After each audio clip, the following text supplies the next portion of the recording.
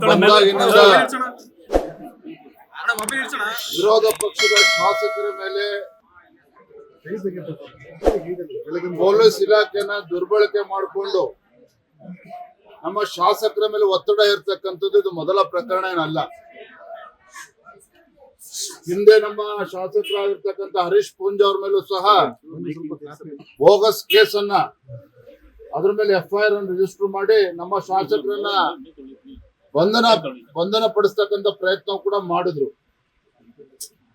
ಮೊನ್ನೆ ನಡೆದಂತ ಬೆಳಗಾವಿ ಪ್ರಕರಣ, ಸಿಟಿ ರವಿ ಪ್ರಕರಣ, ಸದನದ ಒಳಗಡೆ ಏನಾಗಿದೆ ಅದ್ರ ಬಗ್ಗೆ ತನಿಖೆ ಮಾಡ್ತೇವೆ ಅಂತ ಹೇಳಿದ್ರೆ ಅದನ್ನ ಸ್ವಾಗತ ಮಾಡ್ತೇವೆ. ಆದ್ರೆ ಸದನದ ಹೊರಗಡೆ ಯಾವ ರೀತಿ ಒಬ್ಬ ಜನಪ್ರತಿನಿಧಿಯನ್ನ ಯಾವ ರೀತಿ ನಡೆಸ್ಕೊಂಡಿದ್ದಾರೆ,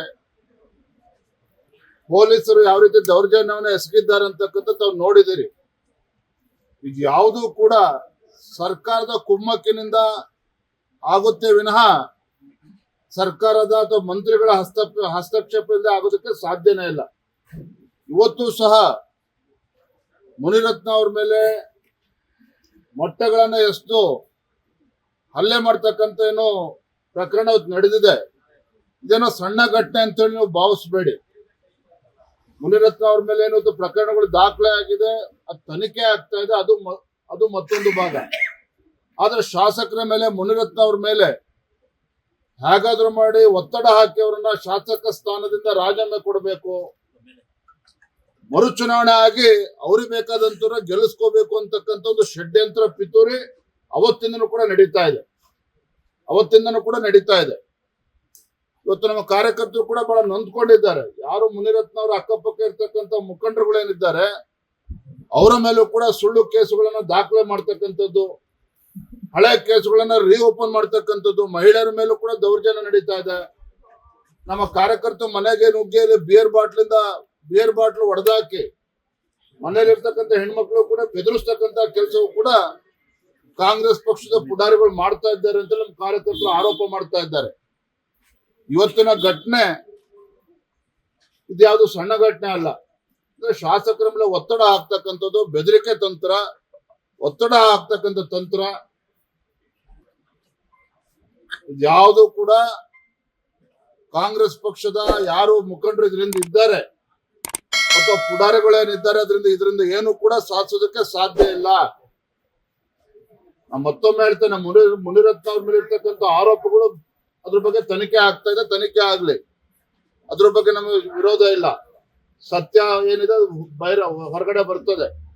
ಆದ್ರೆ ಅದನ್ನ ನೆಪ ಒಡ್ಡಿ ಈ ರೀತಿ ದೌರ್ಜನ್ಯ ಮಾಡ್ತಕ್ಕಂಥದ್ದು ಇದು ಖಂಡಿತ ಪ್ರಜಾಪ್ರಭುತ್ವ ವ್ಯವಸ್ಥೆನಲ್ಲಿ ಶಾಸಕರನ್ನ, ಜನಪ್ರತಿನಿಧಿಗಳನ್ನ ಬೆದರಿಸ್ತಕ್ಕಂಥದ್ದು ಇದು ಅಕ್ಷಮ್ಯ ಅಪರಾಧ.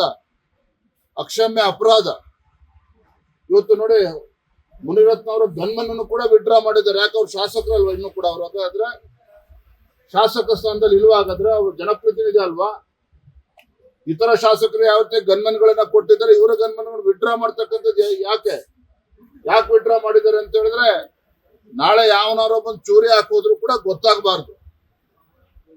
ಅಂದ್ರೆ ಎಲ್ಲೋ ಒಂದ್ ಕಡೆ ಮುನಿರತ್ನ ಅವ್ರಿಗೆ ಪ್ರಾಣ ಭಯ ಇದೆ.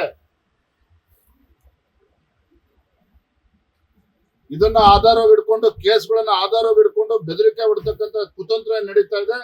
ಇದು ಖಂಡಿತ ಭಾರತೀಯ ಜನತಾ ಪಾರ್ಟಿ ಸಹಿಸೋದಿಲ್ಲ. ಈಗ ಮುನಿರತ್ನ ಅವ್ರು ಏನಂದ್ರೆ ಸರ್, ಭೇಟಿ ಆದ್ರಿ, ಹೇಗಿದ್ದಾರೆ? ಮುನಿರತ್ನ ಅವರು ತಲೆಗೆ ಪೆಟ್ಟಾಗಿದೆ, ಸ್ಕ್ಯಾನಿಂಗ್ ಮಾಡ್ಬೇಕು ಅಂತ ಹೇಳಿದರೆ ಧೈರ್ಯವಾಗಿದ್ದಾರೆ, ಗಟ್ಟಿಯಾಗಿದ್ದಾರೆ. ಮುನಿರತ್ನ ಅವ್ರ ಸ್ವಭಾವ ಏನು ಅಂತಕ್ಕಂಥ ನಿಮ್ಗೆಲ್ಲರೂ ಕೂಡ ಚೆನ್ನಾಗಿ ಗೊತ್ತಿದೆ. ಕ್ಷೇತ್ರದ ಜನತೆಗೂ ಕಾರ್ಯಕರ್ತರು ಕೂಡ ಗೊತ್ತಿದೆ. ಅವರಿಷ್ಟು ಬಲಾಢ್ರಿದ್ದಾರೆ ಅಂತಾನೆ ಇವತ್ತು ಅವ್ರನ್ನ ಕುಗ್ಗಿಸ್ತಕ್ಕಂಥ ಕೆಲಸ ಇವತ್ತು ಷಡ್ಯಂತ್ರ ನಡೀತಾ ಇದೆ. ಆದ್ರೂ ಕೂಡ ಯಾವುದನ್ನು ಕೂಡ ಲೆಕ್ಕಿಸದೆ ಇವತ್ತು ಮುನಿರತ್ನ ಅವರು ಗಟ್ಟಿಯಾಗಿದ್ದಾರೆ. ಸರ್, ಈಗ ಇದುವರೆಗೆ ಮುನಿರತ್ನ ಅವರನ್ನ ಮಾನಸಿಕವಾಗಿ ಈಗ ಅವರು ಪಾರ್ಟಿಯಿಂದ ದೂರವಾಗಿದ್ದಾರೆ, ಅವ್ರನ್ನ ದೂರ ಇಡುವಂತ ಪ್ರಯತ್ನ ನಡೆದಿತ್ತು. ಈ ಘಟನೆ ಆದ ನಂತರ ಈಗ ವಿಜೇಂದ್ರ ಬಂದರೆ ಇದುವರೆಗೂ ಅವ್ರಿಗೆ ಪಕ್ಷ ಸಪೋರ್ಟ್ ಕೊಟ್ಟಿದ್ರೆ ಈ ಸಮಸ್ಯೆ ಆಗ್ತಿರ್ಲ ಅಂತ ಅನ್ಸಲ್ವ ಸರ್?